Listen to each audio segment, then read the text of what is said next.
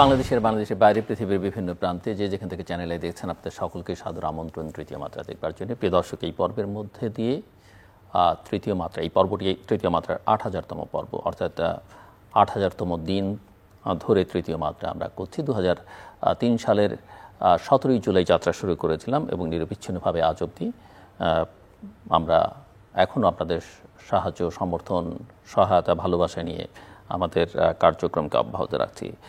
বিশেষ এই দিনে, বিশেষ এই পর্বে তৃতীয় মাত্রা বাংলাদেশের গণমাধ্যম, গণতন্ত্র নিয়ে আলোচনার জন্য আমার সঙ্গে স্টুডিওতে রয়েছেন আমার ভাই বসা আছেন দৈনিক মানব জমিনের প্রধান সম্পাদক, চ্যানেল আইতে যারা প্রতিদিন রাত 12টায় আজকের সংবাদপত্র দেখেন, সেই অনুষ্ঠানটির, জনপ্রিয় অনুষ্ঠানটির উপস্থাপক মতিউর রহমান চৌধুরী। আমার টানের রয়েছেন নির্বাচন সংস্কার কমিশনের প্রধান এবং জাতীয় ঐকমত্য কমিশনের অন্যতম সদস্য ডক্টর বদিউল আলম মজুমদার, এবং তারপরে রয়েছেন ইতিহাসবিদ এবং শিক্ষাবিদ, দীর্ঘদিন ঢাকা বিশ্ববিদ্যালয়ের ইতিহাস বিভাগে অধ্যাপনা করেছেন, বাংলা একাডেমির মহাপরিচালকের দায়িত্ব পালন করেছেন এবং এটি পত্রিকার ইংরেজি দৈনিকের সম্পাদকের দায়িত্ব পালন করেছেন, এখনও করছেন। ঢাকা বিশ্ববিদ্যালয়ের ইতিহাস বিভাগে অধ্যাপনা করছেন প্রফেসর ডক্টর সৈয়দ আনোয়ার হোসেন। এর বাইরে অন্য বিশ্ববিদ্যালয়ে তিনি বিভিন্ন দায়িত্ব পালন করেছেন।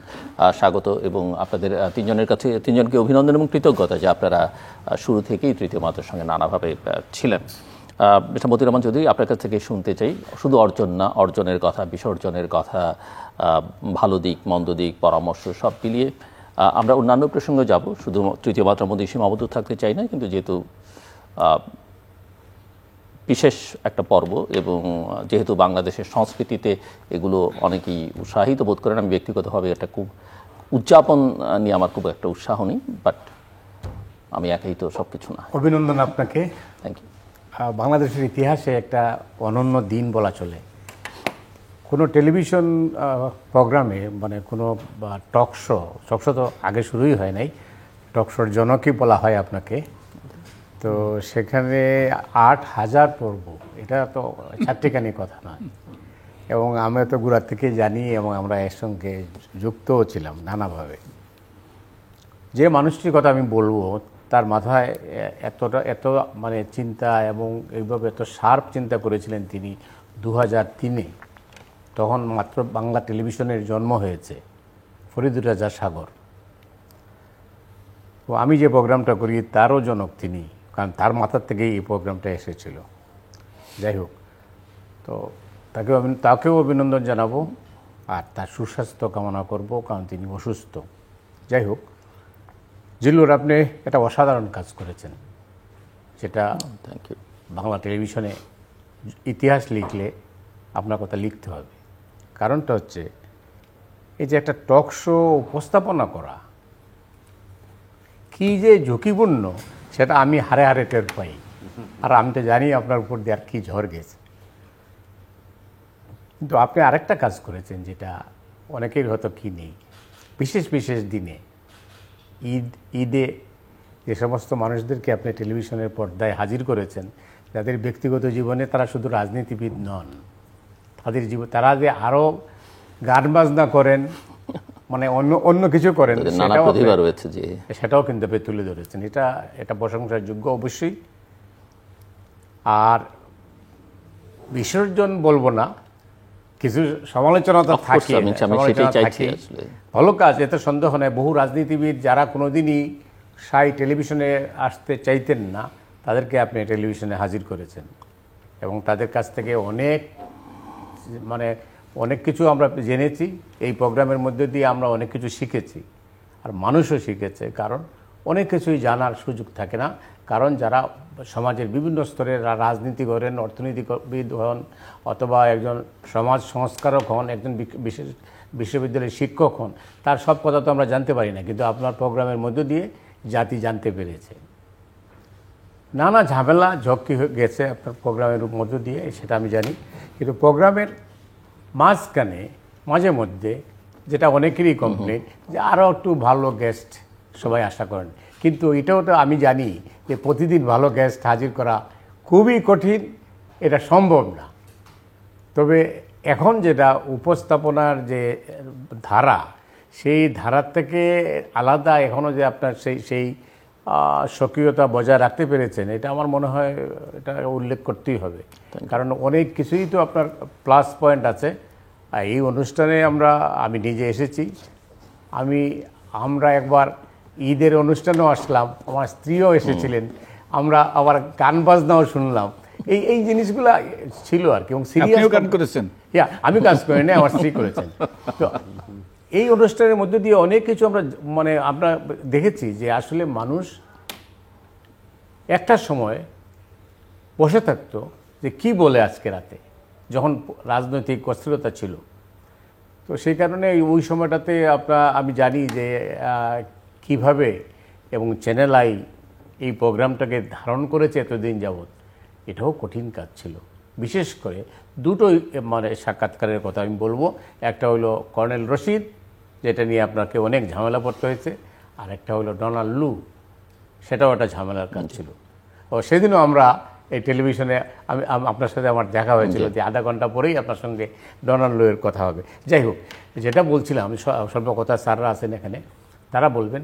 কিন্তু প্রশ্নটা হচ্ছে যে আপনার কাছ থেকে মানুষের প্রত্যাশা যে আরও নতুন কিছু, আরও ধারালো বক্তব্য, আরও মানুষ দেশটা কোথায় যাচ্ছে, আমরা কি এক জায়গায় থেমে থাকব নাকি দেশটা সামনে যাবে, সেই দিক নির্দেশনা এই প্রোগ্রাম থেকে আসুক, সেটাই আমাদের প্রত্যাশা। Thank you. আমি আবার আসবো আপনার কাছে। প্রফেসর ডক্টর সৈয়দ আনোয়ার হোসেন, আপনার কাছ থেকে শুনতে চাই। ধন্যবাদ। আমার অগ্রজ প্রতিম বলা যেতে পারে, বা অনুজ প্রতিম, যাকে মতিউর রহমান চৌধুরী যা বললেন তার সঙ্গে আমি সহমত। এবং আপনাকে জিলুর, আপনাকে অভিনন্দন। ৮,০০০ পর্বে আজকে আপনার তৃতীয় মাত্রা উপনীত হচ্ছে, এই জন্য আপনাকে ধন্যবাদ। কথকতার অনুষ্ঠান নিয়ে এত দীর্ঘ অভিজ্ঞতা কারো আছে কিনা আমার জানা নেই আর কি। তবে আপনার অনুষ্ঠানের বৈশিষ্ট্য হচ্ছে যে এখানে খোলামেলা কথা বলা যায়, এবং যা সব জায়গায় সম্ভব না। তবে আপনি আরেকটা কথা আমার কাছে বৈশিষ্ট্য মনে হয়, যে আপনার দ্বিতীয় বৈশিষ্ট্য যেটি হচ্ছে যে আপনি আপনার অবস্থান সবসময় ধরে রেখেছেন। কিছুক্ষণ আগেই বলছিলাম, অনুষ্ঠান শুরু হওয়ার আগে, আপনি আপনার অবস্থান ধরে রেখেছেন, এবং সরকার যে কোনো সরকারি হোক, সরকারি নির্যাতন সত্ত্বেও আপনি আপনার অবস্থান ধরে রেখেছেন। তৃতীয় মাত্রাকে ধন্যবাদ, অভিনন্দন। এবং এই সঙ্গে চ্যানেল আইকেও ধন্যবাদ, অভিনন্দন জানাচ্ছি যে এমনি একটি কথার অনুষ্ঠান তারা করতে পারছেন। কিছুদিন আগে আমার মনে আছে যে আপনাকে আমি ফোন করেছিলাম, কারণ পত্রিকায় পড়লাম আপনার অনুষ্ঠানের প্রশংসা নিয়ে। সেই অনুষ্ঠানের প্রশংসাটুকু আপনাকে জানিয়ে দেবার জন্যই ফোনটা করেছিলাম। তো মতিউর রহমান চৌধুরী বললেন যে রাত 1টা পর্যন্ত জেগে থাকে অনেকেই। তার কারণটা হচ্ছে যে দেশ এবং দেশ কিভাবে চলছে এই সব কিছু জানবার জন্যে আপনার এই অনুষ্ঠান অত্যন্ত প্রয়োজন। কিছুদিন আগে না, ছাত্র জীবনেই বলবো আমি, ছাত্র জীবন থেকে জানি যে 1476-এ স্যার জন ফর্টেস্কু, একজন বিচারপতি, অবসরপ্রাপ্ত বিচারপতি, ব্রিটিশ বিচারপতি, তিনি একটি বই লিখেছিলেন, গভর্নেন্স অফ ইংল্যান্ড। সেই বইটি আমি পড়েছি, কারণ 15 শতকের ইংরেজি খুব কঠিন পড়া, এডিনবরা পাবলিক লাইব্রেরিতে পড়েছি আমি। পড়তে গিয়ে একটা আশ্চর্য হলাম যে 7ম হেনরি, টিউডর বংশের প্রতিষ্ঠাতা, তিনি ঠিক এই কাজগুলো করেছিলেন। তখন একটা প্রশ্ন উঠল যে 7ম হেনরি কি গভর্নেন্স অফ ইংল্যান্ড পড়েছিলেন কিনা? পড়েননি, কারণ তিনি ক অক্ষর গোমাংস ছিলেন আর কি। তবে আপন বুদ্ধিমত্তা ও বিচক্ষণতা দিয়ে তিনি যে কাজগুলো করেছিলেন ফোর্টেস্কু সেই কথাগুলোই বলেছিলেন। তো দেশ আজ যে অবস্থায় আছে তা জানবার জন্যে তৃতীয় মাত্রা আমার প্রয়োজন হচ্ছে, এবং আমি শান্ত রাত 1টা পর্যন্ত আমার পক্ষে সম্ভব না এখন আর কি। তবে সকালে সকাল 10টায় যে অনুষ্ঠান আবার পুনরাবৃত্তি হয় সেইখানে আমি নজর দেবার চেষ্টা করি, যদিও 11টায় আমার ক্লাস। কারণ আমি আপনাকে বলেছিলাম যে আমি এখনো বিশ্ববিদ্যালয়, ঢাকা বিশ্ববিদ্যালয় আমারই প্রবর্তিত কোর্স আমি এখনো গ্রহণ করি আর কি। তো আপনাকে অভিনন্দন জানাচ্ছি। অনেক অনেক ধন্যবাদ ডক্টর বদিউল মজুমদার। অনেক ধন্যবাদ জিল্লুর, আমাকে এই ঐতিহাসিক অনুষ্ঠানে আমন্ত্রণ জানানোর জন্য। এটা একটা ইতিহাস আপনি সৃষ্টি করেছেন, আপনাকে আন্তরিক অভিনন্দন। এবং আপনাকে নয়, শুধু আপনার সাথে অন্যরা যারা সহযোগী আছে এবং একই সাথে চ্যানেল আইকেও আমি অভিনন্দন জ্ঞাপন করি। তো আমার মনে হয়, আমার জানা নেই এইরকম একটা টক শো 8000 পর্ব চলতে পারে। তো আমার মনে হয় শুধু বাংলাদেশে তো নয়, বাংলাদেশে তো এটা একটা ইতিহাস, আমার মনে হয় পৃথিবীতেও একটা ইতিহাস হতে পারে আমরা যদি খোঁজখবর দেই। আমি অন্তত আমার এই বয়সে আমি শুনিনি কোনো অনুষ্ঠান, কোনো টক শো এই 8000 পর্ব চলতে পারে এত বছর ধরে। তো আপনি একটা কিংবদন্তি বলতে হবে আমাকে, ওকে, যে অনন্য দৃষ্টান্ত স্থাপন করেছেন। এবং শুধু তাই নয়, এখানে আপনার এই শোয়ের বৈশিষ্ট্য হলো আপনি বিভিন্ন মত পথের ব্যক্তিদেরকে নিয়ে এসছেন, এবং তাদেরকে আরেকটা বৈশিষ্ট্য হলো আপনি কথা বলতে দিয়েছেন। অনেক টক শোতে কথা বলতে দেওয়া হয় না, উপস্থাপকই কথা বলে, এবং সেখানে অনেক রকম উত্তাপ উত্তেজনা সৃষ্টি হয়। সেখানে কোনো কোনো ক্ষেত্রে ওই যে ইয়েতে সহিংসতা রূপ নিয়েছে, এরকমও ইতিহাস আছে। তো আপনি এটা সুশৃঙ্খলভাবে একটা এই যে সৌহার্দ্যপূর্ণ পরিবেশে আপনি এটা, এবং অনেকে অনেক শক্ত কথা বলেছে, একে অপরের বিরুদ্ধে শক্ত অবস্থান নিয়েছে, তা সত্ত্বেও আপনি এটা একটা এই যে সৌহার্দ্যপূর্ণ পরিবেশে এগুলো পরিচালনা করেছেন। এবং একটা ঝুঁকি, অনেক রকম ঝুঁকি নিয়েছেন আপনি। ঝুঁকি নিয়েছেন প্রথমত এই যেই সব আপনি অতিথিকে ডেকেছেন তাদের মধ্যে উত্তাপ উত্তেজনা হয়তো বাড়াবাড়ির পর্যায়ে চলে যেতে পারে, কোনো কোনো জায়গায় আমি আগেই বলেছি বাড়াবাড়ির পর্যায়ে গিয়েছে। এবং শুধু তাই না, আপনি কর্তৃপক্ষ যে অনেক আপনার অতিথিরা অনেক সমালোচনা করেছে, আপনিও করেছেন, এবং সত্য তুলে ধরার চেষ্টা করেছেন। তাই রক্তচক্ষুর এই যে আপনার উপর তাদের সেই ঝুঁকিতে আপনি নিয়েছেন। এটা একটা, এবং শুধু তাই নয়, আপনি আপনার উপস্থাপনা আমি বলবো আপনি একটা শিল্পে পরিণত করেছেন। এই যে আপনি যে সাবলীলভাবে যেভাবে কথা বলেন এবং যেইভাবে আপনি কনক্লুশন টানেন, দিস ইজ আমি বলবো অন্য যত টকশো দেখি আমি দেখি না এটা। সো আপনি অনন্য অসাধারণ একটা কিছু করেছেন, এই জন্য আপনাকে অভিনন্দন এবং ধন্যবাদ। তো এখন যে এর অবদান কি? আমরা একটা গণতান্ত্রিক রাষ্ট্র প্রতিষ্ঠা করার চেষ্টা করছি।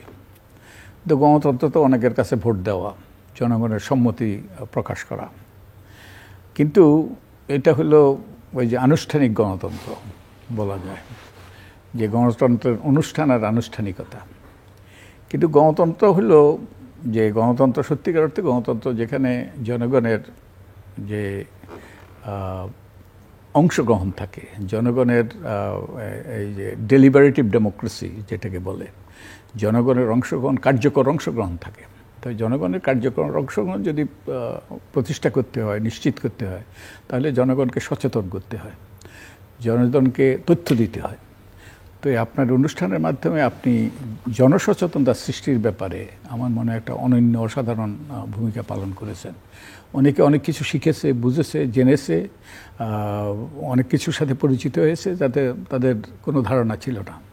তো আমার মনে হয় এই যে জনগণকে সচেতন করা এবং জনগণেরকে সক্রিয়, এই যে আমাদের নাগরিক হিসাবে সক্রিয় হওয়ার সুযোগ করে দিয়েছেন। একজন বিখ্যাত জাস্টিস, আমেরিকান জাস্টিস বলেছিলেন, জাস্টিস ফ্র্যাঙ্কফার্টার, উনি বলেছিলেন যে একটা রাষ্ট্রে নাগরিকের চেয়ে গুরুত্বপূর্ণ পদ নেই, নাগরিকটা হলো সবচেয়ে গুরুত্বপূর্ণ। তো নাগরিককে সচেতন, সক্রিয়, সোচ্চার করা, প্রতিবাদী করা, এটা হলো একটা অত্যন্ত গুরুত্বপূর্ণ কাজ গণতন্ত্রকে কার্যকর করার জন্য। তো আপনি এই কাজটা অত্যন্ত কৃতিত্বের সাথে করেছেন। আর ওই যে যেটা সমালোচনা কিছু কিছু আছে, যেটা হলো এই এতগুলো পর্ব করেছেন প্রতিদিন, দিনের পর দিন, তাই সব ক্ষেত্রে ওই যে মানটা ধরে ওই মানসম্মত অতিথি পাওয়াটা দুরূহ, এটা বড় চ্যালেঞ্জ। তো এটা তো থাকবেই, এটাও থাকবেই। জাতীয় দুর্বলতাও বলা যেতে পারে সামগ্রিকভাবে, সবকিছুতে কোয়ালিটি যখন কমছে রাজনীতিতে। এটার জন্য আপনি চেষ্টা করছেন, আপনি নতুন নতুন গেস্ট নিয়ে আসছেন, এবং সো আবারও আপনাকে অভিনন্দন। Thank you mister Matiur Rahman Chowdhury. আপনার কাছে আবার আসতে চাই গণমাধ্যমের একজন ভেতরকার মানুষ হিসেবে। টেলিভিশনে অনুষ্ঠান করবার অভিজ্ঞতা আপনারও কম নয়, এবং ঝুঁকি সব সামগ্রিকভাবে আপনি অনেক কিছুর মধ্যে দিয়ে গেছেন। আমি একটু সামগ্রিকভাবে বাংলাদেশের গণমাধ্যমের অবস্থাটা আপনার কাছ থেকে শুনতে চাই। আমরা সকালেই আজকে ডক্টর মজুমদারও ছিলেন, আমরা একটা অনুষ্ঠানে ছিলাম যেখানে এই যে নানা সংস্কার নিয়ে কথাবার্তা হচ্ছে, গণমাধ্যম নিয়ে একটা সংস্কার কমিশন হলো, সেই কমিশন দুটো অধ্যাদেশের খসড়া দিয়েছে, কিন্তু ওই রিপোর্ট প্রদান পর্যন্ত এরপরে আর পরিস্থিতির কোনো উন্নতি হয়েছে বলে কেউ জানেন না। এমনকি সবচেয়ে বড় কথা যে গণমাধ্যমের যে দুর্বলতা বা সংস্কার কমিশন যে রিপোর্ট দিল সেটি নিয়ে গণমাধ্যমের লোকজনরা খুব একটা কথা বলছেন না ইউনিয়নগুলো কথা বলছে, না এডিটর্স কাউন্সিল, না নোয়াব, কেউই কোনো লেখালেখি নাই, আলোচনা নাই খুব একটা, যেটা হওয়া উচিত ছিল। হ্যাঁ, তো আপনার কাছে একটু সামগ্রিকভাবে শুনতে চাই যে গণমাধ্যমের স্বাধীনতা, গণমাধ্যমের সংস্কার, গণমাধ্যমের ভবিষ্যৎ। গণমাধ্যম স্বাধীন আবার স্বাধীন নয়। আপনি হয়তো প্রশ্ন করবেন যে স্বাধীন বলার পরে আপনি স্বাধীন নয় কেন বলছেন। আমি লিখতে পারি, বিপদের আশঙ্কা থাকে এখনো। এখন বিপদের দিকটা অন্য দিক থেকে, সরকার নয়, ইনফরমাল সরকার নয়। আজকে আপনি একটা রিপোর্ট করলেন, সেই রিপোর্টের সরকার যা প্রতিক্রিয়া না জানানোর আগেই কেউ অতি প্রতিক্রিয়া ব্যক্ত করলেন, আপনার চরিত্র হরণ করলেন, আপনার রিপোর্টের উদ্দেশ্য খুঁজলেন, যেটা আগে কখনো ছিল না। আগে সরকার সরাসরি অ্যাকশনে যেত। কারণ আমার জীবনে হয়েছে, আমি এই বিপ্লবের 3 দিন আগে জেলে গেছি বহুবার, আর 8 মাস তো দেশের বাইরে থাকলাম, আর এবার তো 2 অগাস্টে আমাকে দেশ ছাড়তে হলো। তো এখন যেটা হচ্ছে, আগে ছিল যে সেলফ সেন্সরশিপ একটা শব্দ চালু হয়েছে, এর চাইতে মানে কী বলবো, এটা মানে একটা সংবাদপত্রে কাজ করি আমি প্রায় 54 বছর, কিন্তু আমি মনে করি যে এখন যা পরিস্থিতি বিরাজ করছে দেশে, সেটা আরও বেশি বিপজ্জনক। আগে এরশাদ সাহেবের জমানায় বা বঙ্গবন্ধুর জমানায় বা শেখ হাসিনার জমানায় বা খালেদা জিয়ার জমানায় লেখার পরে প্রতিক্রিয়া হতো, জেলে যেতে হতো। এখন যেটা হচ্ছে, এটা মব জাস্টিস বলে একটা শব্দ এখন চালু হয়েছে, ইনভিজিবল থ্রেট অনেকটা। রাইট। তো এই থ্রেট থাকলে সাংবাদিকতা হবে না। অনেকে যখন আমি নিজে একটা কলাম লিখি না, এখন লিখলে উদ্দেশ্য খুঁজে, বাপ দাদা 14 গোষ্ঠী নিয়ে লেখে, এই আরেকটা গ্রুপ তৈরি হয়েছে। এইটা কিন্তু খুব বিপজ্জনক দিক। আপনি ঠিকই বললেন, ইউনিয়নের কোনো ভূমিকা বাংলাদেশের ক্ষেত্রে আমি এখন দেখি না। ইউনিয়ন আছে বলেও মনে হয় না। এডিটার্স কাউন্সিল একটা আছে, মাঝে মাঝে উদ্বেগ প্রকাশ করে আমিও এটার সদস্য, আমি এটা ট্রেজারার, কিন্তু আমি মনে করি এডিটার্স কাউন্সিল সম্পূর্ণভাবে ব্যর্থ হয়েছে দায়িত্ব পালনে। এখন কিন্তু জানানো যেমন খারাপ দিকে যাচ্ছে। এটা কিন্তু এখন যেটা আপনি বললেন, যেটা ওই যে উপস্থাপক, যেটা কী বললেন, মজুমদার ভাই বললেন যে এখন ওই উপস্থাপক বেশি কথা বলে। এখন উপস্থাপক তো কথা বলে না, গালিগালাজ করে। এখন তো কালচার চেঞ্জ হয়ে গেছে। তো এই জায়গার থেকে বের হয়ে এসে আপনি যে একটা অনুষ্ঠান চালু রাখছেন এবং ভালোভাবে দিনের শেষে অবশ্য আখেরে কিন্তু আপনিই জয়লাভ করবেন বা এই সুরটাই থেকে থাকবে, ওইটা থাকবে না। কিন্তু প্রশ্নটা হচ্ছে এটার জন্য আমরা কি প্রোটেকশন পাচ্ছি সরকারের কাছ থেকে? মব জাস্টিস যদি চলতে থাকে তাহলে কিন্তু আপনার জার্নালিজম হবে না, গণতন্ত্র হবে না, সুশাসন হবে না, মানবাধিকার লঙ্ঘন হবে প্রতিদিন প্রতিনিয়ত। তো সেই জায়গায় আমরা এই মুহূর্তে কথা বলছি, কিন্তু সেই কথাটা আমাদের সামনে যেভাবে মানে খেতে আসছে, সরকারের কোনো, আমি যেটা বললাম যে সরকার আমাদের উপরে কোনো চাপিয়ে দিচ্ছে না কিছুই, এটা সত্য। কিন্তু এই যে এই নতুন ফেনোমেনা যেটা, এটার থেকে আমরা রেহাই পাচ্ছি না কেউই। এখান থেকে কিন্তু বের হইতে না পারলে বাংলাদেশের গণমাধ্যম সত্যিকার অর্থে ঘুরে দাঁড়াতে পারবে না, যে জায়গায় আছে আরও খারাপের দিকে যাবে। এগুলো এক। আরেকটা হচ্ছে যে সামনে একটা নির্বাচন, ওই যেটা আপনি বললেন রাজনৈতিক শক্তি হয়তো ক্ষমতায় আসবে, এখন একটা রাজনৈতিক শক্তি ক্ষমতায় আছে বলা হয়ে থাকে, কিন্তু আমি বলবো এটা আরও বেশি রাজনৈতিক। এখন যারা আছে আরও বেশি রাজনৈতিক। তাদের একটা রাজনীতি আছে, সেই রাজনীতি চাপিয়ে দেওয়ার চেষ্টা আছে। রাজনৈতিক দলগুলো তার আদর্শ জনগণের মাধ্যমে আসে, এরা তো জনগণের মাধ্যমে আসে নাই। তারা তাদের উদ্দেশ্য আদর্শ তারা আমাদের সামনে উপস্থাপন করছেন বিভিন্নভাবে। আর রাজনীতিবিদ, এখন সবাই রাজনীতিবিদ। মানে আমরা যারা মানে সংবাদ মাধ্যমে কাজ করি, আমরাও মনে করি যে আমরাও রাজনীতিবিদ হয়ে গেছি, শপথবদ্ধ রাজনীতিবিদ না। তো সেটা হচ্ছে যে আরেকটা জিনিস খুবই দুর্ভাগ্য যেটা হচ্ছে, এই যেটা আপনি বললেন যে একটা কমিশন হলো, গণমাধ্যম কমিশন, সেই কমিশনের কাজটা কি? রিপোর্ট দেয়া। তারা বলবে যে হ্যাঁ আমরা রিপোর্ট দেই, আমাদের কাজ। ইমপ্লিমেন্টেশন করবে সরকার। কিন্তু সরকার কি এই নিয়ে আলোচনা করেছে কারোর সাথে? এখন পর্যন্ত কারোর সাথে আলোচনা করে নাই, অন্তত আমি জানি যে এখন পর্যন্ত আলোচনা হয় নাই। তো আলোচনা হয় ওই যেটা এখানে আরেকজন সম্মানিত সংস্কার কমিশনের অন্যতম সদস্য আছেন এখানে, সংস্কার কমিশনের চেয়ারম্যান, ঐকমত্য কমিশনের সদস্য আছেন। তো উনি বলতে পারবেন, উনি প্রতিদিনই তো বলছেন, কিন্তু এটার কি কোনো ইমপ্লিমেন্টেশন আছে? মানুষকে বলছে যে এটা না, এই কাজটা করবে, এটা মানুষের মধ্যে যায় নাই। ওই যে বললেন সাংবাদিকদের মধ্যে কোনো আলোচনা নাই।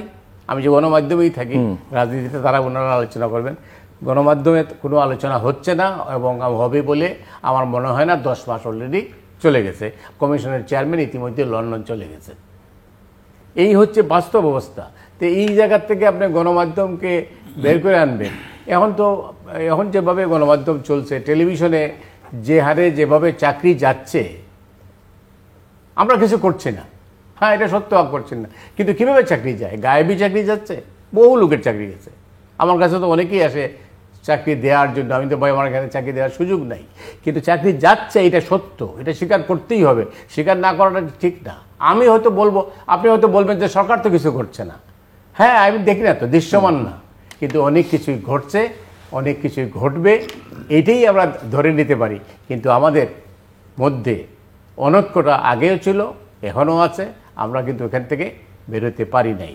আর রাজনীতি যেখানে, হ্যাঁ আপনার মনের মধ্যে মানিক মিয়ার ভেতরে কিন্তু রাজনীতি ছিল,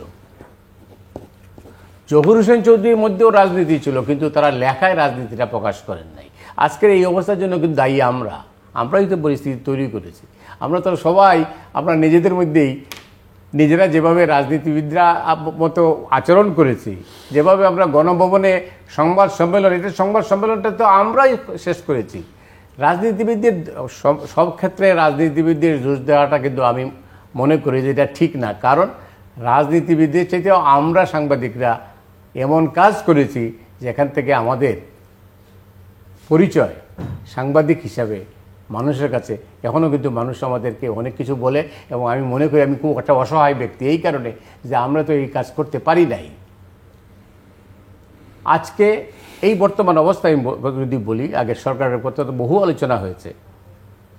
10-11 মাসে প্রধান উপদেষ্টার ডাক পেয়েছিলেন সম্পাদকরা একবার শুরুতে, এরপরে কিন্তু আর কথা হয়নি। সরকার প্রধান বিদেশে কথা বলছেন বাংলাদেশের নির্বাচন নিয়ে, বাংলাদেশের কোনো মিডিয়াকে তিনি সাক্ষাৎকার বা কথা বলেননি। এটা আমি জানি না কী কারণ, এটা হইতে পারে যে তার উনি স্বাচ্ছন্দ্য বোধ করেন, কিন্তু বাংলাদেশের গণমাধ্যম তো আমি জানি না, বাংলাদেশের গণমাধ্যমে যদি আপনি আস্থায় না নেন তাহলে তো আপনি যে কাজটা দায়িত্ব নিয়েছেন সেই দায়িত্ব সঠিকভাবে পালন করতে পারবেন না। আর বাংলাদেশের গণমাধ্যমের চরিত্র কিন্তু অন্য, মুহূর্তের মধ্যেই বদলে যায়। জি, প্রফেসর দানোয়ার হোসেন।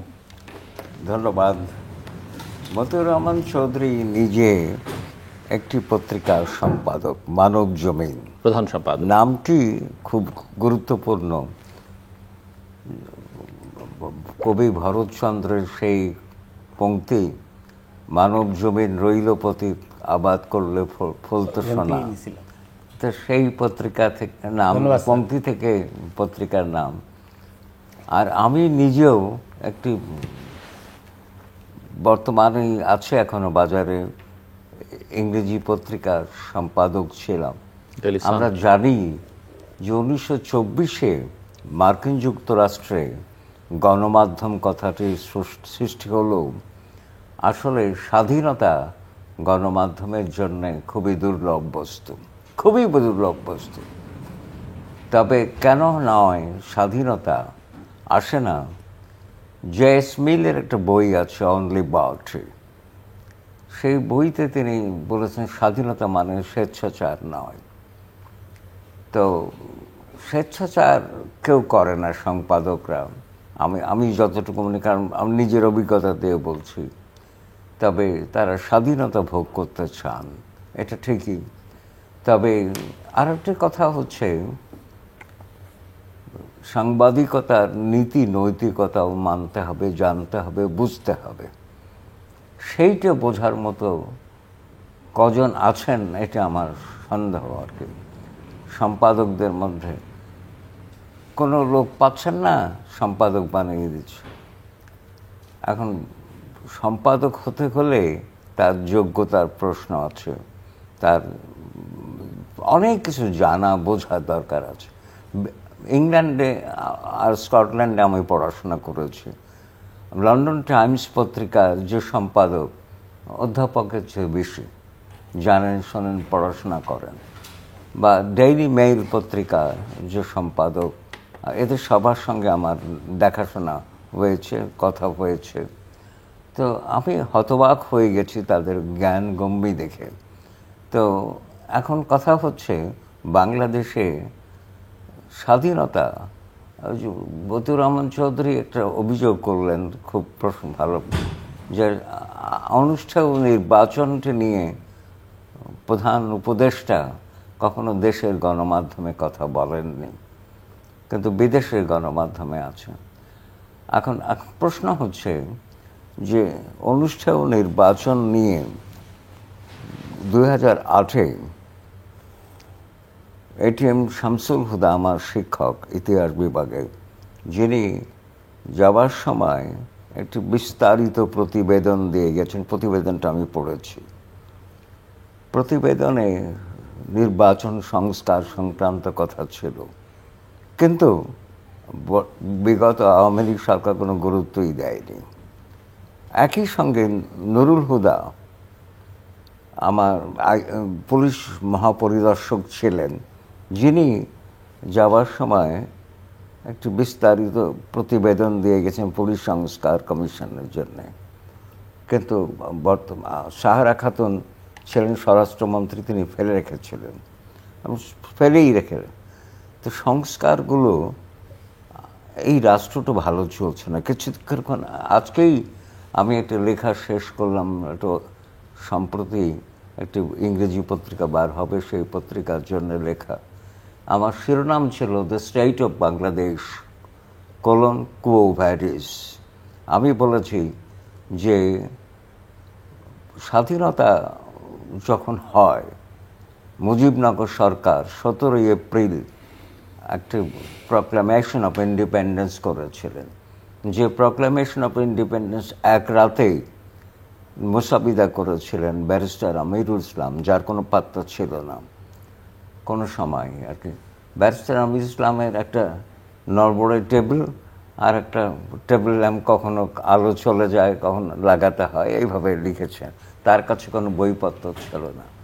সেখানে তিনি 3টি লক্ষ্যের কথা বলেছিলেন: সাম্য, মানবিক মর্যাদা, সামাজিক ন্যায় বিচার। আমার প্রশ্ন হচ্ছে যে এই তিনটির একটিও কি গত 53-54 বছরে বাস্তবায়িত হয়েছে কিনা? যদি না হয়ে থাকে কেন হয়নি, প্রশ্নটা হচ্ছে এটা। ওই যে স্যার জন ফর্টেস্কোর কথা বললাম, governance of England, governance of Bangladesh দরকার আমার। সেই বাংলাদেশ গভর্নেন্স এখন মতিউর রহমান চৌধুরীর, যিনি কথকতার অনুষ্ঠানের উদ্গাতা স্রষ্টা, তিনি গভীর রাত 12টায় একটা অনুষ্ঠান করেন ওই চ্যানেল আইতে। আমি মাঝে মধ্যে আসতাম, এখন আসে না, তখন ডাকতো আমাকে। এখন সোজা কথা, আপনিই ডাকেন, সোজা কথা। তো যে রাজনীতি মানুষকে মানুষ হিসেবে মূল্যায়ন করে না, সেই রাজনীতি দেশও গড়তে পারেন বলে আমার মনে হয় না। আচ্ছা, তো এখন কথা হলো, সেখানে তিনি বলেছিলেন যে, আমি একটা কথা মাঝে মাঝে বলতাম, উদ্ভবটা উটের পিঠে চলেছে স্বদেশ। এটা কবি শামসুর রহমান, আমার বাংলা একাডেমির প্রথম সভাপতি, তিনি আমার সভাপতি ছিলেন। তিনি তার কবিতা থেকে পংক্তি নিয়েছি। মতিউর রহমান চৌধুরী বলেছিলেন যে, স্যার উটের পিঠের থেকে নামার সময় হলো না, মানে এখন হয়নি, এখনো হয়নি। উটের পিঠে উদ্ভট উট, তো এই কথাটা আমি মাঝে মাঝে উদ্ধৃত করি। তো সেই জন্যে উদ্ভট উটের পিঠ থেকে নামবার সময় যেন হয়, সেই প্রত্যাশায় আমি দিন গুনছি। আশা করি আপনারা বুঝতে পারবেন সবাই। এই প্রত্যাশা আমার অত্যন্ত ভালো প্রত্যাশা। আমি আবার আসবো ডক্টর মজুমদার। তো আমাদের অনেকগুলো চ্যালেঞ্জ, মতি ভাই অনেকগুলো চ্যালেঞ্জের কথা বলেছেন। আমরা একটু গণমাধ্যমের মধ্যে, হ্যাঁ, গণমাধ্যমের ব্যাপারে চ্যালেঞ্জের কথা বলেছেন। তো গণমাধ্যমের দুটো চ্যালেঞ্জ গুরুত্বপূর্ণ। উনি একটা কথা বলেছেন সুস্পষ্টভাবে, যে মব জাস্টিস, যেটা এখন ওই যে আগে তো ওই ভয়ে লিখতো না, এখন অন্যরকম ভয়। আগে সেই ইয়ের কাছ থেকে, সরকারের কাছ থেকে, কর্তৃপক্ষের পক্ষ থেকে সেই ভয়টা ছিল। এখন যে যারা সংক্ষুব্ধ হবে আপনার বলা কথায়, তারা সেই আইনটা হাতে নিয়ে তারাই যে আক্রমণ করবে এবং আপনাকে হেনস্থা করবে।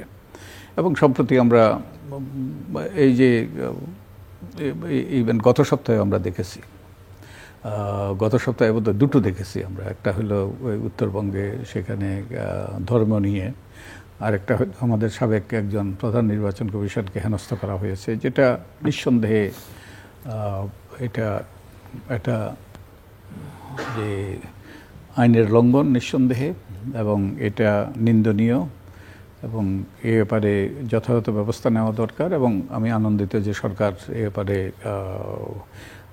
কাউকে বিচারের আওতায় আনার চেষ্টা করছে, এটা ইতিবাচক। বাট এটা যাতে বন্ধ হয় সেটা নিশ্চিত করতে হবে। এটা যাতে, কারণ এটা আইনের শাসনের পরিপন্থী।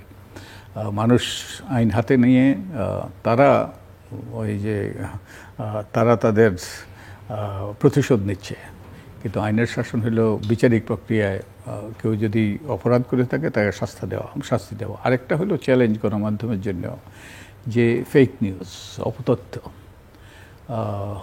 মিথ্যা তথ্য, এবং এই অপতথ্য, এই ফেক নিউজের জমানায় এটা গণমাধ্যমের জন্য, শুধু গণমাধ্যমের জন্যই নয়, সকলের জন্যেই এটা একটা বিরাট চ্যালেঞ্জ হয়ে দাঁড়িয়েছে। এর মাধ্যমে চরিত্র হনন করা হয়, এর মাধ্যমে উদ্ভট কথা বলা হয়, এবং মানুষকে উত্তেজিত করা হয়, এবং সম্পূর্ণ মিথ্যাচারের মাধ্যমে। তো এবং এগুলো অনেক সময় করা হয় যে নিজের জনপ্রিয়তা বাড়ানোর জন্য। কারণ আপনি যদি এমন কিছু বলতে পারেন যেটা অসত্য, কিন্তু এটা মানুষের মধ্যে সুরসুরি দেয়, তাহলে আপনার হয়তো জনপ্রিয়তা বাড়ে। কিন্তু এটার একটা ফলাফল আছে, এটার একটা অন্যের উপর প্রভাব আছে, যে কাউকে এটা ক্ষতিগ্রস্ত করে। তো এই কোনটা অপতথ্য, কোনটা সঠিক তথ্য মানে সঠিক তথ্য, এটা মধ্যে বিভাজন করাটা এখন বোধহয় একটা বড় চ্যালেঞ্জ হয়ে দাঁড়িয়েছে। তো আপনি যেই কাজ করেন সেখানে যারা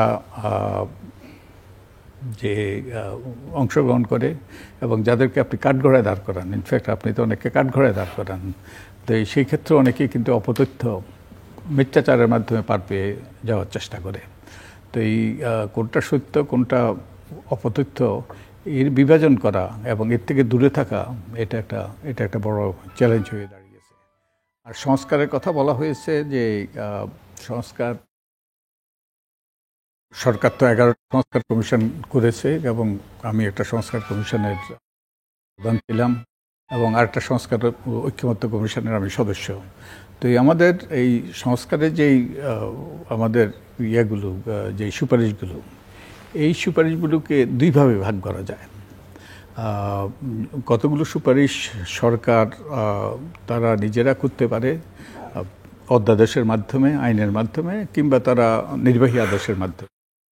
আর কতগুলো সংস্কার কিন্তু অন্য পক্ষ আছে, যেমন রাজনৈতিক দলেরও কিছু সংস্কার করার সুযোগ আছে। যেমন আমরা নির্বাচন ব্যবস্থা সংস্কারের কমিশনের পক্ষ থেকে আমরা রাজনৈতিক দলের গণতন্ত্রায়নের আমরা সুপারিশ করেছি, রাজনৈতিক দলের আর্থিক স্বচ্ছতা নিশ্চিত করার সুপারিশ করেছি, রাজনৈতিক দলের দায়বদ্ধতার কথা সুপারিশ করেছি। তো এগুলো রাজনৈতিক দলগুলোও করতে পারে। তো এই রাজনৈতিক দলেরও করণীয় আছে। তো আমরা যেটা করেছি, আমাদের যেমন নির্বাচন ব্যবস্থা সংস্কার কমিশন এবং আমরা যারা ঐক্যমত্য কমিশনের সদস্য, আমরা আমাদের সংস্কার প্রস্তাবগুলোকে দুইভাবে ভাগ করেছি। যেই সংস্কার প্রস্তাবগুলো বাস্তবায়ন করতে পারবে সরকার নির্বাহী আদেশের মাধ্যমে কিংবা অধ্যাদেশের মাধ্যমে, এটা সরকারকে আমরা দিয়েছি, সরকার এখন বিবেচনা করছে, আশা করি তারা শিগগিরই বাস্তবায়ন করবে। আর কতগুলো সংস্কারের ব্যাপারে স্পর্শকাতরতা আছে, সেখানে সংবিধান সংশোধন করতে হবে, রাজনৈতিক দলগুলোর মধ্যে ঐক্যমত্য সৃষ্টি হতো, সেই ব্যাপারে আমরা রাজনৈতিক দলগুলোর সাথে প্রথম দফা আলোচনা করেছি, এখন দ্বিতীয় দফা আলোচনা করছি। তো আমরা আশা করছি সে ব্যাপারে আমরা ঐক্যমত্য সৃষ্টি করে একটা জাতীয় সনদ প্রণয়ন করতে পারবো। তো আমরা এই প্রক্রিয়াটা অব্যাহত রাখতে হবে এবং আমাদের যে গণমাধ্যমের এই ব্যাপারে ভূমিকা আছে, মানুষকে স্মরণ করিয়ে দেওয়া, এগুলো গুরুত্বপূর্ণ যাতে এগুলো বাস্তবায়িত হয়। ধন্যবাদ। আমরা একটু শেষের দিকেও ফাইনাল রাউন্ডে যে বিষয়টা আমি আলোচনা করতে চাই, আমরা জানি যে শক্তিশালী গণমাধ্যম থাকতে শক্তিশালী গণতন্ত্র প্রতিষ্ঠা সহায়ক হয়, আবার শক্তিশালী গণতন্ত্র থাকতেই আসলে গণমাধ্যম একটা ভালো এনভায়রনমেন্ট পায়, পেশাদার পরিবেশ পায়। সো স্টেট অফ মিডিয়া বাংলাদেশে কি এবং স্টেট অফ ডেমোক্রেসি আসলে কি, এবং এর সঙ্গে সম্পর্কটা এখন নির্বাচন নিয়ে কথা হচ্ছে, আদৌ নির্বাচন হবে কি না। আপনি একটা অনির্বাচিত সরকার, আমরা জানি তার মূল কাজ হচ্ছে রুটিন কাজ করবে, ইলেকশনটা এনশিওর করবে। দীর্ঘদিন যাবৎ মানুষের হিউম্যান রাইটস নিয়ে, ভোটিং রাইটস নিয়ে আমরা সংগ্রাম করেছি বিগত 15-16 বছর আগে, বিভিন্ন পর্যায়ে করা হচ্ছে। তো সেই বিষয়গুলো অ্যাড্রেস করবার দিকে এই অন্তর্বর্তীকালীন সরকারের মনোযোগ কতখানি আপনারা দেখছেন, এবং আদৌ আসলে বাংলাদেশে কবে নির্বাচন হবে, কবে একটা শক্তিশালী গণতন্ত্র হবে, কবে এই সংস্কার বা যারা নির্বাচিত হয়ে আসবেন তারাই বা এইসব বিষয়ে কতখানি মনোযোগী হবেন। এত আত্মদান, এত রক্তত্যাগের পরেও এইসব বিষয়ে মানুষের মধ্যে আসলে কোনো রকমের নিশ্চয়তা, আশা ঠিক সেই অর্থে এখন আর নেই। আশা ছিল যেটা, সেটা ইতিমধ্যেই নিরাশায় পরিণত হচ্ছে, স্বপ্নগুলো দুঃস্বপ্নে পরিণত হবার দিকে যাচ্ছে। আমি আবার আপনাদের কাছ থেকে এই রাউন্ডে শুনতে চাই মিস্টার মতিউর রহমান চৌধুরী। জি, গণমাধ্যমের স্বাধীনতার প্রশ্নে আমার একটু বলার আছে। আমরা এই স্বাধীনতায় বিশ্বাস করি বা এই স্বাধীনতা আমার মধ্যে আছি। আগের সরকার সব খারাপ করে গেছে, এটা আওয়ামী লীগ সরকার হইতে পারে, এরশাদ সরকার হইতে পারে, বিএনপি সরকার হইতে পারে, বা বঙ্গবন্ধু সরকার হইতে পারে। বর্তমান নিয়ে আমরা তেমন আগ্রহী নই। আপনি প্রশ্ন করবেন যে আমরা কেন আগ্রহী নই, কারণটা হচ্ছে পুরো জিনিসটাই আমরা বর্তমানকে ভয় পাই, অতীতে মানে এর নিরাপদ মনে করি। এই পরিস্থিতি যদি না পাল্টায় তাহলে গণমাধ্যমের স্বাধীনতা কোনোদিনই আমরা সত্যিকার স্বাধীনতা পাবো না। এটা এক। আর এটা এনশিওর করতে পারে ওই যে শক্তিশালী গণতন্ত্র। দেশে গণতন্ত্র নেই, সে কারণে আমরা এই প্রত্যাশা করেও কোনো লাভ নেই। এক। তবে এই অন্তর্বর্তীকালীন সরকারের কাছ থেকে আমাদের প্রত্যাশা অনেক বেশি ছিল এবং আছে, এখন আছে। আমি একদমই হতাশ না। নির্বাচন প্রশ্নে, নির্বাচন হবে কি না, হ্যাঁ অনেকের মধ্যে প্রশ্ন আছে যে নির্বাচন নাও হতে পারে। আমি একজনকে বললাম আজকেই যে ভাই, লন্ডনে বৈঠকে তো সিদ্ধান্ত হয়ে গেল, দুই পক্ষের সমঝোতা হলো বড় পার্টি এবং সরকার প্রধানের মধ্যে, এরপরে সংশয় কেন? সংশয় হচ্ছে অন্যান্য পার্টিগুলো তো সেটা মেনে নিচ্ছে না, তারা তো উদ্দেশ্য খুঁজতেছে, এর পিছনে কি উদ্দেশ্য ছিল। তারা তো জাতীয় নির্বাচনের আগে স্থানীয় নির্বাচনের কথা বলছে, কেউ কেউ আবার জাতিসংঘের অধীনে নির্বাচন চাচ্ছে। এই যে পরিস্থিতি, এই পরিস্থিতিতে তো সমঝোতা না হইলে, এই যে ঐকমত্য কমিশন, ঐকমত্য প্রতিষ্ঠিত হয় নাই, এবং বেশিরভাগ ক্ষেত্রেই অনৈক্য। তো সেখানে তারা কি বলবেন? তারা একটা রিপোর্ট দিয়ে চলে যাবেন, তখন সরকার প্রধান সে যে সিদ্ধান্ত নেয় সেটা নেবেন। এই যে স্বাধীনতার কথা বলি আমরা, এই যে 10 জন উপদেষ্টা আছেন বুবা, এরা কোনোদিন কথাই বলেন নাই। আমি কি সেটা লিখতে পারবো? নট এ সিঙ্গেল ওয়ার্ড তারা ইউজ করেছে কোনোদিন। বোবার তো শত্রু নাই, আমি লিখতে পারবো? বোবা হওয়া তো ভালো একদিকে, বোবার শত্রু নাই। যাই হোক, সেটাও দেখছি আপনার সমাজে, বলতে গেলে তো অনেক কথাই বলতো। যাই হোক, নির্বাচন নিয়ে একটা সংশয় এখনো আছে। যদি এই অল্প সময়ের মধ্যে যদি নির্বাচনের তফসিল ঘোষণা করা না হয়, তাহলে কিন্তু এই সংশয় থেকেই যাবে। এক, নির্বাচন কমিশনে এখন পর্যন্ত কোনো আলামত নেই ওই অর্থে যে তাদের কাছে সরকারের তরফে কোনো গ্রিন সিগন্যাল যায় নাই নির্বাচনের ব্যাপারে। তো সেটা না যাওয়া পর্যন্ত কিন্তু আপনি বলতে পারেন না যে নির্বাচনের প্রস্তুতি আছে। কমিশনগুলো কাজ করছে বা এটাই এইগুলোই আর কি। ঐকমত্য কমিশন না থাকলে বোধহয় আমরা একদম ঘুমিয়ে থাকতাম। হয়তো প্রতিদিনই কিছু না কিছু খবর পাই কি হচ্ছে না হচ্ছে, যা অবস্থা দেখছি আর কি। যাই হোক, তো নির্বাচন নেওয়া যেহেতু রাজনৈতিক ভবিষ্যৎ কি হবে এই নিয়ে আমাদের মধ্যে আসলে মানে সমাজে একটা অস্থিরতা বিরাজ করছে, এটা স্বীকার করতে হবে। আসলে লক্ষ্যহীনভাবে আমরা চলছি। আমরা কি করব আমরা কিন্তু শেষ করতে পারি নাই। আমরা এটা জুলাই সনদে কি থাকছে এটার উপর নির্ভর করতেছে কিন্তু আগামী দিনের রাজনীতি কি হবে না হবে, নির্বাচন আদৌ হবে কি না, কীভাবে হবে, হলেও কি কি অবস্থা দাঁড়াবে। এক, আরেকটা হচ্ছে যে পার্টিটার কোনো অস্তিত্ব এই মুহূর্তে নেই, তারা সবাই পলাতক, পার্টিটাও পালিয়ে গেছে, দলটাও পালিয়ে গেছে। এটা বাংলাদেশের ইতিহাস কেন, পৃথিবীর ইতিহাসে নাই, এটা দলের কোনো অস্তিত্বই নাই। সেই দলটির মানুষ তো আছে, সেই দলটির কি হবে এটাও কিন্তু একটা ধোঁয়াশা। তার কারণটা হচ্ছে এখন পর্যন্ত আমরা বলতে জানি না যে সেই দল নির্বাচন করতে পারবে কি না, না পারলে কীভাবে করতে পারবে না, এটা হলো একটা। ওই দলের লোকজন ইলেকশন করতে পারবে কিনা এটা নিয়েও একটা প্রশ্ন আছে, কিন্তু সেটার কিন্তু সুরাহা হয় নাই, ফয়সালা হয় নাই। এটা কিভাবে হবে? সরকার প্রধান স্পষ্ট করে বলছেন যে আমরা তো তা নিষিদ্ধ করি নাই, কিন্তু কার্যক্রম নিষিদ্ধ আছে, নির্বাচন কিন্তু কার্যক্রমের মধ্যেই পড়ে, অর্থাৎ নির্বাচনে নাই তারা। যাই হোক, কিন্তু এখন পরিস্থিতি হচ্ছে রাজনীতি, তাদের রেজিস্ট্রেশনও স্থগিত করা হয়েছে, ইলেকশন কমিশন করছে। হ্যাঁ, ওই নিবন্ধন, হ্যাঁ সেটা ঠিক আছে, কিন্তু প্রশ্নটা হচ্ছে যে এই সব বিষয়ের ফয়সালার ছাড়া আপনার একটা নির্বাচনে গেলে পরে কী টাইপের নির্বাচন হবে বা কদ্দূর হবে, এটা টিকে থাকবে কি না সেটা নির্ভর করে। আর সবচেয়ে বড় কথা হচ্ছে লক্ষ্যহীনভাবে আপনি কোনো কিছু করতে পারবেন না, দিক নির্দেশনাই আপনার কাছে নেই। এখন আমি নিজেই যেখানে কনভিন্স না গণমাধ্যম কর্মী হিসাবে যে কাল সকালে কি হতে যাচ্ছে সেটা নিয়ে ভবিষ্যৎ করা আমার মনে হয় ধারণা দেওয়াটা এটা ওদের ঠিক হবে। অনেক ধন্যবাদ আপনাকে। ধন্যবাদ মতিউর রহমান চৌধুরী এবং জিলুর রহমান, বদিউল আলম মজুমদার, সবাইকে ধন্যবাদ দিচ্ছি। প্রথমত গণমাধ্যমের স্বাধীনতা নিয়ে যদি প্রশ্ন তুলি, আমি বলছিলাম যে সম্পাদক এবং যারা সাংবাদিক তাদের যোগ্যতা দক্ষতার উপরে অনেক কিছু নির্ভর করে। হানা আরেন্ডেট আমার প্রিয় লেখক, মার্কিন অধ্যাপক, তিনি বিটুইন পাস্ট অ্যান্ড ফিউচারের একটা বই লিখেছিলেন, তার মধ্যে একটা প্রবন্ধ আছে ফ্রিডমে তিনি লিখেছেন ফ্রিডম মিন্স রেসপন্সিবিলিটি, যা আমাদের ক্ষেত্রেও প্রযোজ্য। আমরা পারিনি, আমরা আমাদের দায়িত্ব পালন করতে পারিনি বলে 54 বছরের রাষ্ট্র বিকৃত হয়ে গড়ে উঠেছে। এবং কিছুক্ষণ আগে বদিউল আলম মজুমদার বলছেন সংস্কার আমরাও চাই, তবে সংস্কার বাস্তবায়ন করবেন কি করে, এটা আমার প্রশ্ন। সংসদ নাই, অনুমোদন কে করবে? অননুমোদিত সংস্কার কি করে বাস্তবায়ন হয় আমি বুঝি না। উপরন্তু অনেকগুলো ঘটনা ঘটে গেছে, যেগুলো ঘটনা বাংলাদেশের জন্মের সঙ্গে জড়িত, সেগুলো সম্পর্কে সরকার নীরব, নিশ্চুপ, নিষ্ক্রিয়।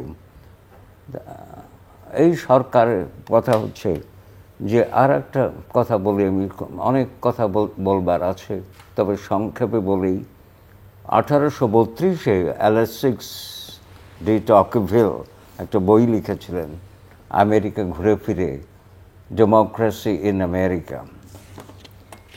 তিনি বলেছিলেন যে আমেরিকায় তখন সিভিল সোসাইটি সক্রিয়, গণমাধ্যম সক্রিয়, সেই জন্যে গণতন্ত্র হয়েছে।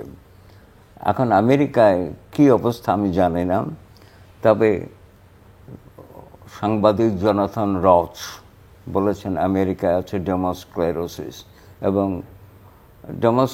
আমেরিকার গণতন্ত্র নেই। আচ্ছা, আর মতিউর রহমান চৌধুরী বলেন দেশে গণতন্ত্র নেই। বাংলাদেশে গণতন্ত্রকেও আমি বলি ডেমোস্ক্লেরোসিস। ডেমোক্রেসি যোগ স্ক্লেরোসিস। স্ক্লেরোসিস মানে ধমনীগুলো শুকিয়ে যায়, রক্ত প্রবাহিত হয় না, আমাদের বয়স হলে যা হয় আর কি। তো বাংলাদেশে সংবিধানে লেখা আছে গণতন্ত্রের কথা, বাস্তবে গণতন্ত্র নাই।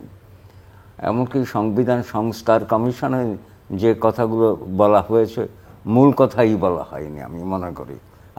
কারণ বাংলাদেশ কখনো প্রজাতন্ত্র হয় না, রিপাবলিক। আমি অধ্যাপক আনিসুজ্জামানকে সামনাসামনি বলেছি যে স্যার আপনার এই বাংলা অনুবাদ ঠিক হয়নি, প্রজাতন্ত্র।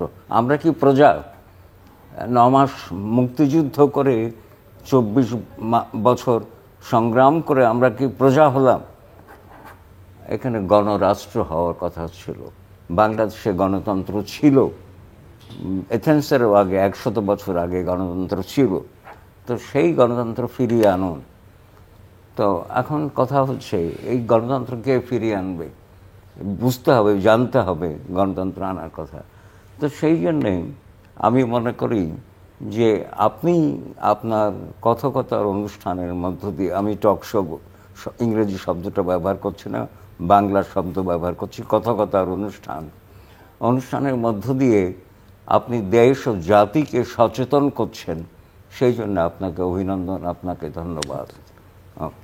ডক্টর বদিউল। ওকে, আমাদের এখানে গণমাধ্যমের স্বাধীনতা আর গণতন্ত্রের কথা বলা হয়েছে। তো এটা পরস্পর পরিপূরক, একটা না হলে আরেকটা হয় না। আমাদের গণমাধ্যমের স্বাধীনতা থাকতে হবে, গণমাধ্যমের স্বাধীনতা ব্যবহার করেই গণতন্ত্রকে কার্যকর করা যায়। আর যে গণতন্ত্র থাকলেই কিন্তু গণমাধ্যমের স্বাধীনতা নিশ্চিত হয়। তো এই একটা ছাড়া অন্যটা হয় না। তাই আমাদের দুটোই দরকার, দুটোই প্রতিষ্ঠা করতে হবে। এ ব্যাপারে আমাদের সকলেরই দায়িত্ব আছে। রাষ্ট্রের যেমন দায়িত্ব আছে, আমাদের গণমাধ্যমের দায়িত্ব আছে, আমাদের নাগরিকদের দায়িত্ব আছে, আমাদের সকলের দায়িত্ব আছে। আমরা যদি সকলে আমাদের দায়িত্ব পালন করি, তাহলেই এটা বাস্তবে রূপায়িত হবে। আর নির্বাচনের কথা বলা হয়েছে, নির্বাচন কি হবে কি হবে না, আদৌ হবে কি না, এবং কেমন নির্বাচন হবে সেটা কেমন নির্বাচন হবে নির্বাচন। এখানে আর একটা কথা বলি, ফেব্রুয়ারি মাসে নির্বাচনের কথা বলে না, আমি দুঃখিত আপনার কথা। ফেব্রুয়ারি মাসে বই মেলা হয়, রমজান হয়, এসএসসি পরীক্ষা হয়, কি করে ফেব্রুয়ারি মাসে হয়? ওকে, তো নির্বাচন কেমন নির্বাচন হবে? আমাদের প্রধান উপদেষ্টা বলেছেন এটা হবে ইতিহাসের সেরা নির্বাচন। তো আমরা ওনার উপর আস্থা রাখতে চাই, বিশ্বাস রাখতে চাই, এবং অবশ্য উনি আকাঙ্ক্ষা ব্যক্ত করেছেন। এর জন্য অনেকেরই ভূমিকা রাখতে হবে আমাদের নির্বাচন। একটা জিনিস স্মরণ থাকবার কথা, শেখ হাসিনাও কিন্তু বলেছিলেন 2024-এর নির্বাচন স্বাধীনোত্তর বাংলাদেশের সেরা নির্বাচন। অবশ্যই, মানে সেজন্যই আতঙ্কিত, ইতিহাসের সেরা নির্বাচন শুনলে আটকে উঠতে হয় অনেক সময়। সেরা নির্বাচনের কথা বলেছেন, কিন্তু সেরা নির্বাচন করতে পারেন নাই। উনি নিকৃষ্টতম নির্বাচন করেছেন, তার মাসুলও তিনি দিয়েছেন, এবং যারা তার কুশীলভ ছিল তারাও সেই মাসুল দিচ্ছে। তো আমি নির্বাচন ছাড়া তো কোনো বিকল্প দেখি না। যে ক্ষমতায় যাওয়া মানে বাঘের পিঠে চড়া। তো বাঘের পিঠ থেকে তো আপনি এই যে বাঘের পিঠে চড়ে এটা যাত্রাটা অব্যাহত রাখা সম্ভব নয়। এটা বাঘের পিঠ থেকে নামতে হবে আপনাকে এক সময়ে। তো এখন বাঘের পিঠ থেকে নামার একমাত্র পথ হলো নির্বাচন। তো আমি তো নিশ্চিত নির্বাচন হইতেই হবে, হওয়ার কোনো বিকল্প নেই। এবং কখন হবে, হ্যাঁ কখন হবে এটা আমাদের প্রধান উপদেষ্টা এবং আমাদের প্রধান উপদেষ্টা এবং সবচেয়ে বড় রাজনৈতিক দলের মধ্যে আলাপ আলোচনার মাধ্যমে তো একটা সময়সীমা আরো সুস্পষ্ট হয়েছে ফেব্রুয়ারির মাঝামাঝি, এবং কিছু শর্ত সাপেক্ষে, কিছু না গুরুত্বপূর্ণ অনেক শর্ত সহকারে হতে পারে, অবশ্য গুরুত্বপূর্ণ শর্ত। তো শর্তগুলো মানা তো কোনো কোনো সমস্যা নয়। আমরা যদি এখন বলটা বহুলাংশে রাজনৈতিক দলের কোর্টে, রাজনৈতিক দল যদি রাজনৈতিক দলের কোর্টে হবে সংস্কার, তারপরে আপনার ট্রায়াল, নির্বাচনের প্রস্তুতির অগ্রগতি সবই তো সরকারের সঙ্গে সংশ্লিষ্ট। আপনি তো ট্রায়াল শেষ করতে পারবেন না, ট্রায়ালটা শুরু হইতে হবে এবং অব্যাহত থাকতে হবে। কিন্তু সবচেয়ে গুরুত্বপূর্ণ হলো যে কতগুলো সংস্কার এবং নির্বাচনের প্রস্তুতি। তো আমি আশা করি যে নির্বাচনের প্রস্তুতি হবে, এবং কিন্তু যে সংস্কারগুলো একটা প্রক্রিয়া চলছে, আলাপ আলোচনা চলছে, এবং প্রশ্ন উঠেছে কিভাবে সংস্কার বাস্তবায়ন হবে। তা আমাদের যেটা আকাঙ্ক্ষা, আমরা এখন যেটা কতগুলো গুরুত্বপূর্ণ করতে পারেন, হ্যাঁ না আমরা সুপারিশ না, সরকার ছাড়া না আমরা যে সংস্কার কমিশনগুলো সুপারিশ করেছে, এখন আমরা ঐক্যমত্য কমিশনের মাধ্যমে ওই সুপারিশগুলো নিয়ে রাজনৈতিক দলের সাথে আলাপ আলোচনা করছি, এবং তার মাধ্যমে একটা ঐক্যমত্য সৃষ্টি করার চেষ্টা করছি, বিশেষত যেখানে সংবিধান সংশোধন করতে হবে এবং যেখানে রাজনৈতিক দলের সম্মতির প্রয়োজন, স্পর্শকাতরতা আছে, গুরুত্বপূর্ণ সেগুলো। তো আমরা আশাবাদী যে জুলাই মাসের মধ্যে আমরা একটা পর্যায়ে পৌঁছতে পারবো, কতগুলো বিষয়ে আমরা ঐক্যমত্যে পৌঁছতে পারবো, এবং একটা জাতীয় সনদ। জুলাই সনদের সঙ্গে বা জুলাই ঘোষণার সঙ্গে জাতীয় সনদের কোনো সম্পর্ক আছে? দুটো জিনিস, এখানে আমরা দুটো জিনিসের কথা বলছি। একটা হলো জুলাই ঘোষণা নিয়ে মতিউর রহমান চৌধুরী শঙ্কাই প্রকাশ করছেন যে ওটাকে কেন্দ্র করে কি হয় এটা আমি উপস্থাপকের মাধ্যমে করছি। এই সরকারের মেয়াদ কতদিন? যখন নির্বাচন হবে তখনই। সংবিধানে কি আছে অন্তর্বর্তীকালীন সরকারের? না, এটা তো সেই রকম মেয়াদ নাই, সে তো তত্ত্বাবধায়ক সরকার নয়। তত্ত্বাবধায়ক সরকারের মেয়াদ আছে 3 মাস। এটা কি বিপ্লবী সরকার? সেই প্রশ্ন, বিপ্লব কাকে বলে? আমার মনে হয় আমাদের সবাইকে it's like in the I of the বিহোল্ডার। Beauty it's like beauty is in the I of the বিহোল্ডার। কারো কাছে এটা বিপ্লবী সরকার, কারো কাছে বিপ্লবী সরকার নয়, কারো কাছে গণ অভ্যুত্থান, যেভাবে আপনি কাকে বলে সেজন্য ক্লাসে পড়িয়েছি আমি। তো আমরা এনিওয়ে আমরা ওই যে প্রশ্নগুলো এসছে, তো আমরা একটা ঐক্যমত্য সৃষ্টি করার চেষ্টা করছি, এবং যেই প্রশ্নটা এসছে জুলাই সনদ আর জুলাই ঘোষণা, তো আমার মনে হয় এটা বিভাজন করা দরকার। একটা জুলাই ঘোষণাটা আমি যেটা দেখি, আমার কাছে মনে হয় সেটা হলো একটা প্রক্লামেশন। এই জুলাইয়ের যে গণ অভ্যুত্থান হলো, এটা ঐতিহাসিক প্রেক্ষাপটে এটার গুরুত্ব, এবং এই জুলাই সনদটা তৈরি করবে সরকার, রাজনৈতিক দল সবাই মিলে, জুলাই ঘোষণা। আর এটা কিন্তু আমাদের দায়িত্ব নয়। আর আমরা অন্যটাকে বলার চেষ্টা করছি যে জাতীয় সনদ, কতগুলো বিষয় ঐক্যমত্য, ওই ঐক্যমত্যের ভিত্তিতে যে পরবর্তী নির্বাচন হবে। আর এই যে ঐক্যমত্য হবে, আমরা আশা করি আমরা একটা জাতীয় সনদ স্বাক্ষরিত হবে। এটা কিভাবে বাস্তবায়িত হবে?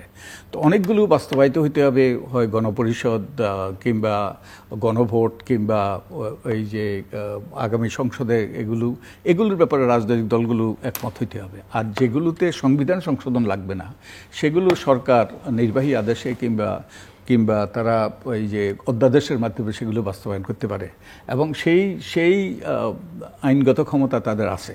কিন্তু এগুলো অনুমোদন হইতে হবে পরবর্তী সংসদের প্রথম অধিবেশনে। যে আইনগুলো অধ্যাদেশ হিসাবে জারি করা হবে, সেগুলো অনুমোদন হইতে হবে। তাহলে কিন্তু ওগুলো অব্যাহত থাকবে, তা না হলে এগুলো বাতিল হয়ে যাবে। দর্শক অনুষ্ঠানের শেষ প্রান্তে আমরা সামাজিক যোগাযোগ স্যার প্লিজ 30 সেকেন্ডস প্লিজ। শব্দ যোগ করুন। গণ অভ্যুত্থান আর গণ উত্থান আমাদের পার্থক্য আছে, ব্যাকরণগত, অভিধানগত। ধন্যবাদ। পার্থক্যটা একটু বলে দিবেন, তাহলে আমরা একটু শিখলাম। পার্থক্যটা হচ্ছে গণ উত্থান আর গণ অভ্যুত্থান। অভ্যুত্থান হলো যেটা স্বয়ংক্রিয়, আর উত্থান হচ্ছে যেটা পরিকল্পিত। এই ঠিক আছে। দর্শক, অনুষ্ঠানের শেষ প্রান্তে আমরা সামাজিক যোগাযোগ মাধ্যম ফেসবুক, এক্স এবং ইউটিউবে তৃতীয় মাত্রা লাইভ স্ট্রিম হচ্ছে আপনারা দেখতে পারেন। টেলিভিশনের পর্দায় দেখতে না পারলে যে কোনো সময় যে কোনো স্থান থেকে ইউটিউবে তৃতীয় মাত্রার চ্যানেলটি সাবস্ক্রাইব করে পর্ব বা পুরোনো পর্বগুলো আপনারা দেখতে পারেন। Doctor Badiul Alam Majumdar, professor doctor Syed Anwar Hossain এবং মিস্টার মতিউর রহমান চৌধুরী, অসংখ্য ধন্যবাদ এবং কৃতজ্ঞতা আপনাদের কাছে।